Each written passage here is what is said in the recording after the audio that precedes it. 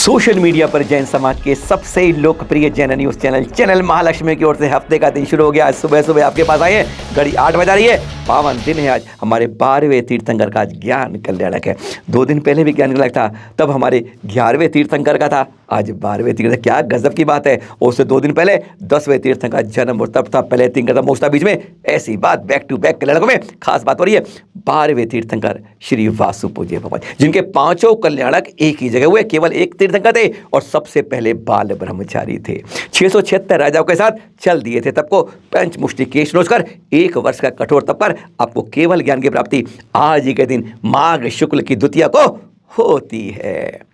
54 लाख में से 1 वर्ष कम आपका केवली काल होता है। 66 गर्दर होते हैं, 78 किलोमीटर का समय होता है। बस गजब की बात है, कहते हैं उसमें ज्ञान की बातें विस्तृत है। आज वही ज्ञान आपके पास ला रहे हैं। अंतिम तीर्थंकर थे वो बाल ब्रह्मचारी थे महावीर स्वामी। उन्होंने तो देख लिया नारियों की कैसी अवस्था हो रही है, बस आज उसी नारी को लेकर आज हमारे हैं। बाल ब्रह्मचारी नहीं हैं, पहले वासु पूज्य और अंतिम महावीर। आज नारियों की बात, बेटी बचाओ, सरकार यही आवाज़ दे रही है। पर बेटी वास्तव में होती लक्ष्मी है। लक्ष्मी, मंगल, सब कुछ करने वाली। अरे जो बेटे नहीं करते हैं ऐसी सेवा करती है। यह कोई कथा नहीं है, यह हर घर घर की कहानी है। फिर ऐसी बेटियां मंगल होती हैं तो अभिशाप क्यों समझते हैं हम। एक बार सुनते हैं मुनि श्री प्रणम्य सागर जी से। अरे मंगल होती है जो लक्ष्मी होती है, कहती है अपना सारा सब कुछ लेकर आती है, 2 घर को संभालती है। अभिशाप क्यों कहलाते हो से मेरे भाई, सुनिए जरा। कई बार बेटियां भी बेटों से ज्यादा नाम कमाती हैं, बेटियां भी बेटों से ज्यादा साहसी होती हैं, बेटियां भी बेटों से ज्यादा माता पिता की परवरिश करने में आगे बढ़ती हैं। और ये मैंने कई परिवारों में देखा है जहां पर बेटों ने अपने माता पिता की परवरिश करना छोड़ दी, वहां बेटियों ने अपने माता पिता की परवरिश की है। ऐसे मेरे पास कई उदाहरण हैं। आप बेटियों को इतना अभिशाप क्यों समझते हैं? बेटियों के माध्यम से ही मंगल होता है। घर में जितनी ज्यादा बेटियां होंगी समझना घर में उतनी ही ज्यादा लक्ष्मी है, उतनी ही ज्यादा आपके घर में वैभव है, उतनी ही ज्यादा घर में आपकी संपत्ति है और उतना ही ज्यादा आपके घर में सुख है। ये आपकी मानसिकता अगर नहीं है तो इसका मतलब है कि आपने जैनत्व को न जिया है और न आपके अंदर जैनत्व के प्रति कोई गौरव की भावना है। बेटियों के माध्यम से धर्म की वृद्धि होती है। दूसरा, बेटी मंगल होती है, सेवा करने वाली होती है, तो क्यों आज भ्रष्ट हो रही है? भ्रष्ट क्यों कहला रही है? अपने परिवार के लिए कलंक क्यों? आप ये बात, हमारी बात मत सुनिएगा, सुनते रहेगा।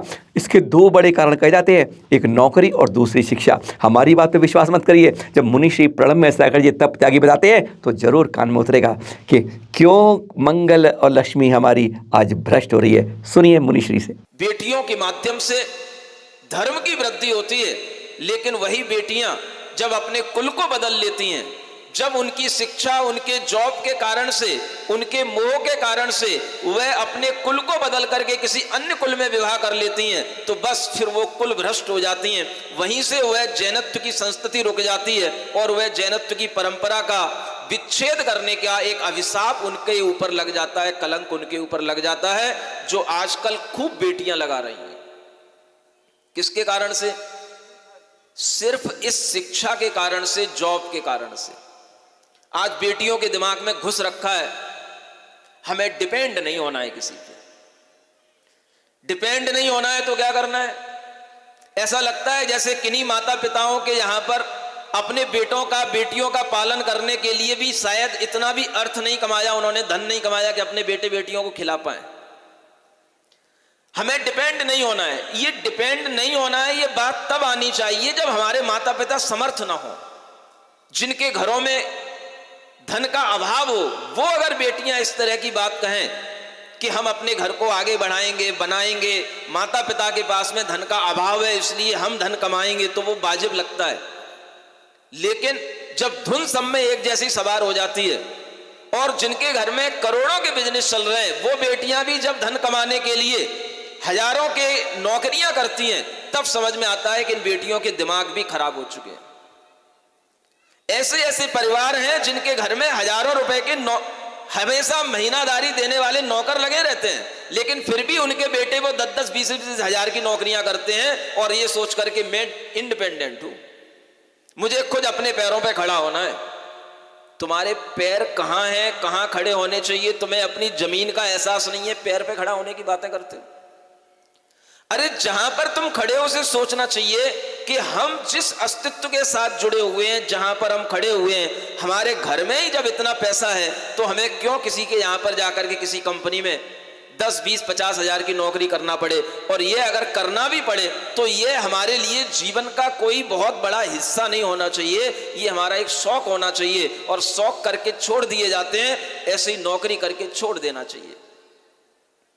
अगर बेटियों के अंदर इस तरह का जज्बा होगा तो ये बेटियां भी धर्म की वृद्धि में कुछ काम आएंगी। लेकिन होता यह है कि जैसे ही बेटियां जॉब करने लग जाती हैं, उस जॉब की कंपनियों में जो लोग रहा करते हैं उन्हीं से उनका अटैचमेंट होता है और फिर वे ये भूल जाती हैं कि हम किसके साथ में अपना संबंध बनाने जा रहे हैं। और फिर उसी की वजह होती है कि वो बेटियां माता पिता के आज्ञा नहीं मान पाती या माता पिता की भावनाओं की कदर नहीं कर पाती, और उसी के कारण से वह धर्म की संतति को तोड़ने का एक बहुत बड़ा कारण बन जाती हैं। ये आजकल खूब देखा जा रहा है। तीसरा सवाल, बेटी मंगल है, सेवा करने वाली है, भ्रष्ट होती जा रही है, तो सवाल यही उठता है भ्रष्ट होने से रोके कैसे, बचाए कैसे। आज ये सवाल भी होता है और सवाल भी देते हैं, जवाब देते हैं मुनिश्री प्रणब मेहसागर जी। आप अपने बच्चों को संस्कारित करने के लिए, चाहे बेटा हो चाहे बेटी हो, हर बेटी भी बहुत बड़ी अपना नाम कमा सकती है। ब्राह्मी, सुंदरी, सीता, मनोरमा, अनंतमती, नील, अनेक प्रकार की ऐसी बेटियां हुई हैं जिन्होंने इस देश में धर्म का नाम कमाया है, धर्म की रक्षा की है। और उससे भी बढ़कर के देश को चलाने वाली रानी लक्ष्मीबाई जैसी भी बेटियां कहां पर पैदा हुई। महाराणा प्रताप को जिंदा रखने का काम जिस माँ ने किया था वो जैन थी, और वह जैन बेटी ने ही, जैन बहू ने ही वो महाराणा प्रताप को जिंदा रखा था, उनको बचा करके रखा था, जिन्होंने बहुत बड़ा संग्राम करके अनेक मुगल आतंकियों से उसको रोक करके रखा था। अनेक ऐसी महापुरुष बेटियां हुई, अगर दक्षिण भारत में चले जाओ तो उनके नाम की कमी नहीं है। अतिमब्बे, मतिमब्बे, न जाने कौन कौन से नाम है।